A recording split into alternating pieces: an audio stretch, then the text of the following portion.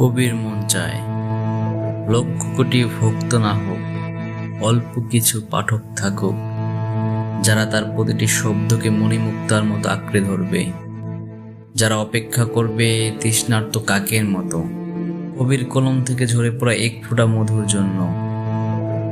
কবির মন চায় যখন সে বলবে আর লিখব না, তখন পাঠকেরা বিক্ষুব্ধ হোক, তারা রাজপথে নেমে বলুক, কবি তোমার লেখা চাই, তোমার শব্দ ছাড়া আমাদের শূন্য মন পূরণ হবে না। কবির মন চায় তার কবিতা বাঁচিয়ে রাখুক ভালোবাসাকে, প্রজ্বলিত করুক আশার আলো, মুছে দিক সমস্ত অন্ধকার। কবির মন চায় তার পাঠকেরা হোক তার পৃথিবী, তারা ভালোবেসে বলুক, তোমার কবিতা আমাদের জীবন, তুমি থামতে পারো না, তোমাকে লিখতেই হবে।